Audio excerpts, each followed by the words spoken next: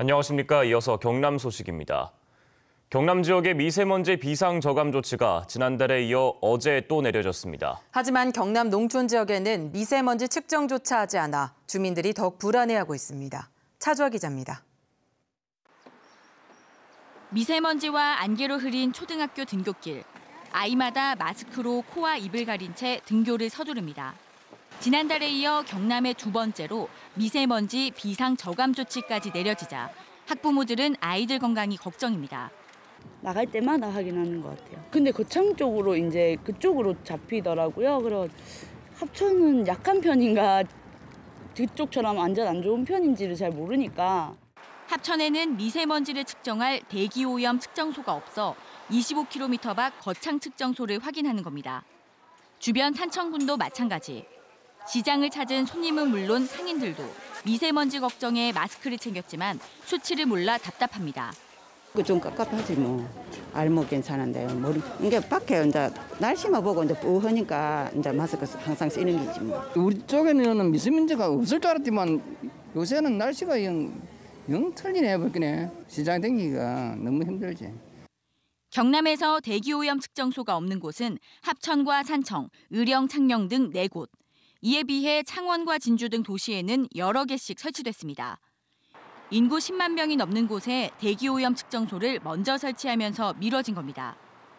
이렇다 보니 해당 지역 주민들은 경남 평균 수치만 안내받습니다.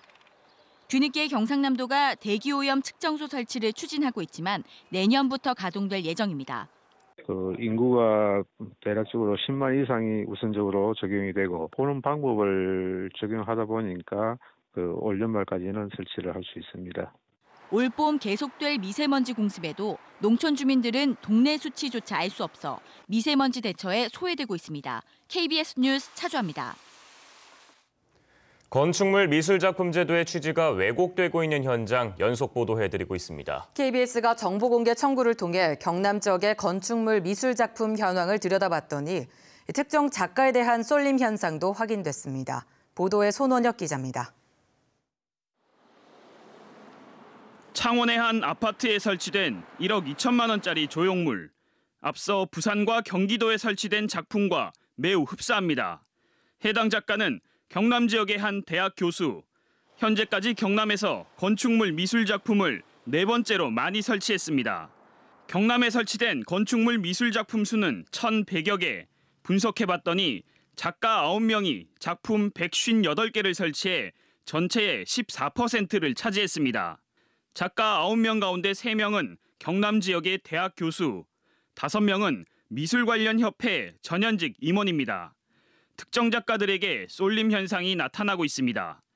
건설사가 미술 관련 협회나 화랑에 작가 추천을 의뢰하는 경우가 많다 보니 영향력 있는 교수나 협회 관계자에게 쏠리는 것으로 보입니다. 그만큼 신인 작가들은 참여할 기회가 적을 수밖에 없습니다. 신진 작가들이 이제 참여를 하게 되면은 심의가 잘 통과가 안 되는 경우를 많이 고려를 하는 경우가 있는가 봐요. 그래서 이런 중견 작가들을 이제 선호하는 경향들이 있는 것 같습니다. 미술계에서는 예술가들에게 공정한 기회를 제공하고 건축주의 뒷돈 요구 등 병폐를 막기 위해 제도 개선이 필요하다고 지적합니다. 건축주에게 작품비를 문화예술기금으로 출연하도록 하거나 건축주를 대신해 자치단체가 작품 공모를 하는 방법이 제시됩니다. 지역성을 함의한 작품을 선정할 수 있도록 공모 제도를 운영하는 게 그나마도 절차상 투명성이라든가 그다음에 작가들의 보편적 인식에 있어서도 도움이 많이 될 거예요. 시민들이 주변에서 수준 높은 예술 작품을 향유하고 예술가도 고루 지원하기 위한 건축물 미술작품 제도의 취지가 제대로 살 수 있도록 전면적인 손질이 시급합니다. KBS 뉴스 손원혁입니다.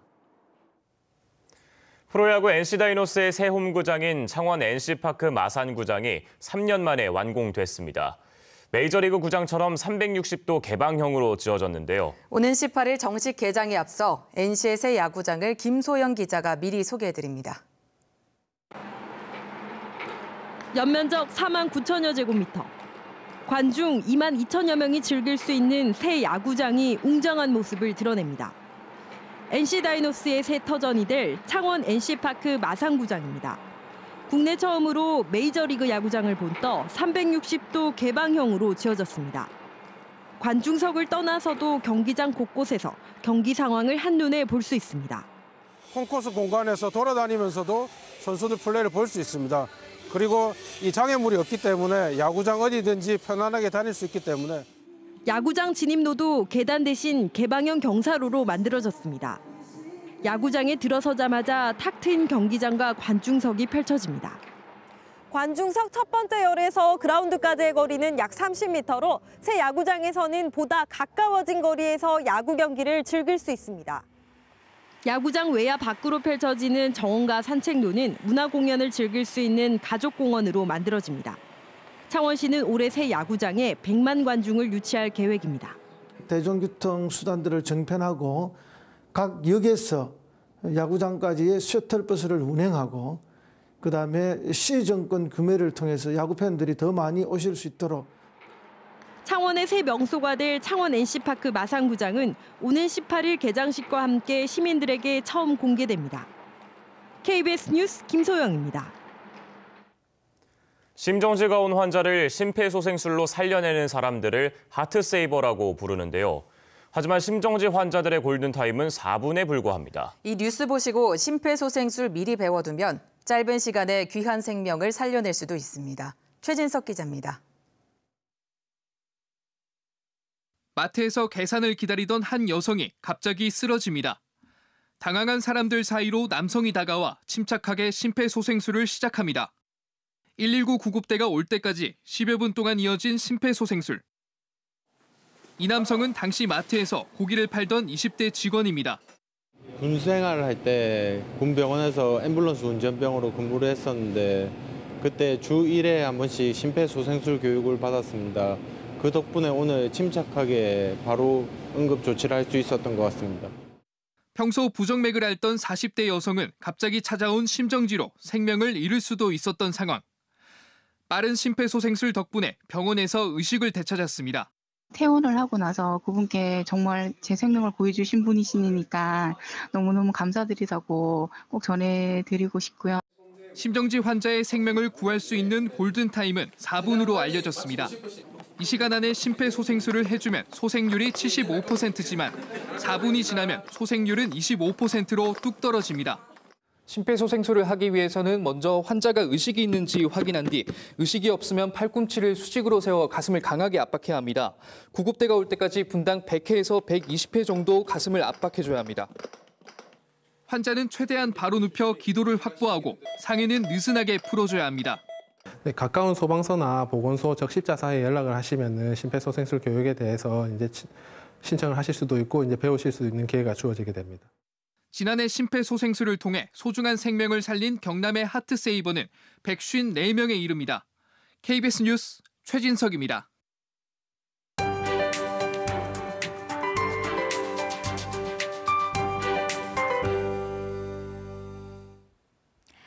오늘도 계속해서 미세먼지를 주의하셔야겠습니다.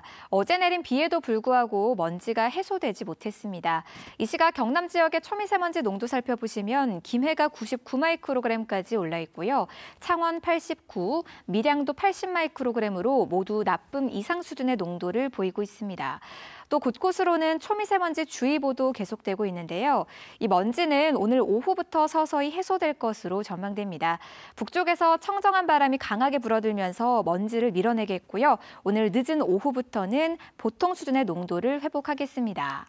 오늘 낮부터는 하늘 자체도 맑아집니다. 오전까지는 구름이 많고 산발적으로 빗방울이 떨어지는 곳도 있지만 오후부터는 구름이 걷히면서 대부분 지역에서 맑은 하늘이 드러나겠습니다.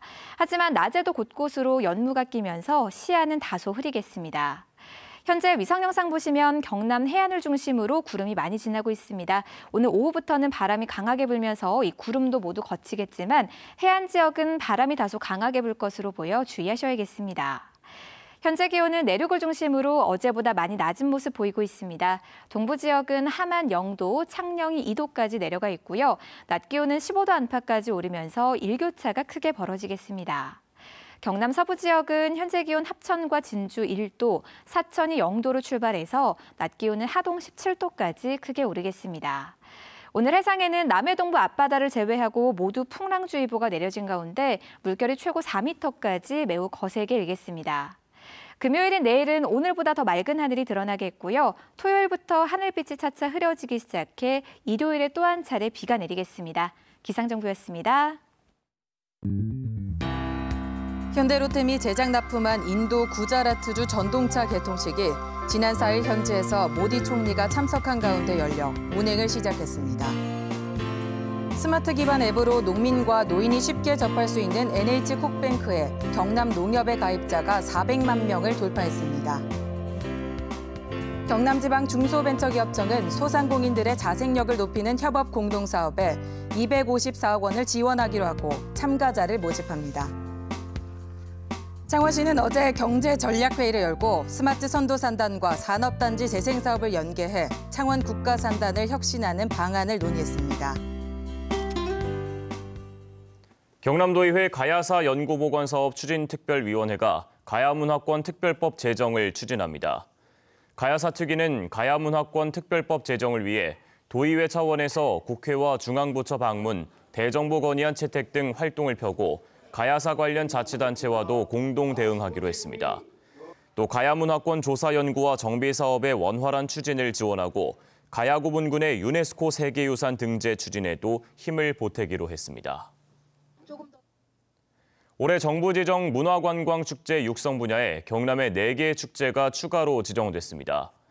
이번에 지정된 축제는 함양 산삼과 마산 가고파 국화, 알프스 하동 섬진강 제첩, 김해 분청도자기 축제 등입니다.